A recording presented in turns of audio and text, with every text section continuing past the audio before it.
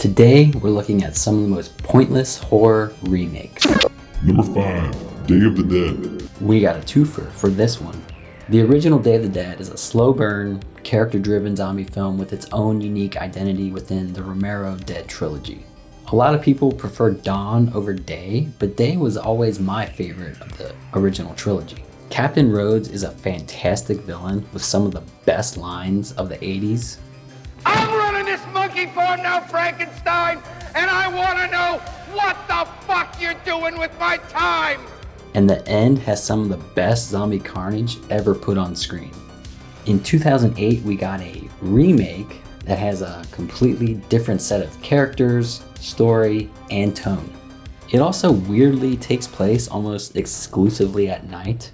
Almost seems like it's a shameless cash grab that was taking advantage of the name.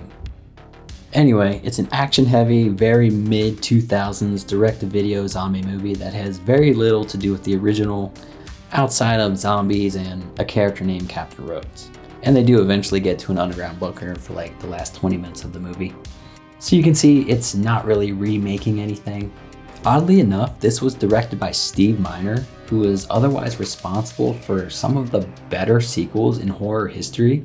Stuff like Friday the 13th, 2 and 3, and Halloween H2O. He's also a very accomplished television director, so how he got tangled up in this, I don't know. Now, if you're thinking to yourself, man, I really wish there was another one of these mostly entertaining but overall mediocre and generic zombie movies that's whoring the Day of the Dead name, then you're in luck, because 2017 brought us Day of the Dead Bloodline. While this one does stay closer to the source material, it suffers from a lot of the same problems as the 2008 version.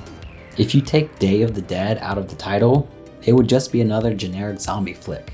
There's some decent action and gore in both of them, but you'll forget about both as soon as the credits roll. Not so fun fact. There was also an unofficial sequel to the original called Day of the Dead 2 Contagion that came out in 2005. Unsurprisingly, it was also not great. I don't know what it is about Day of the Dead, but y'all just need to stop. Just let it be.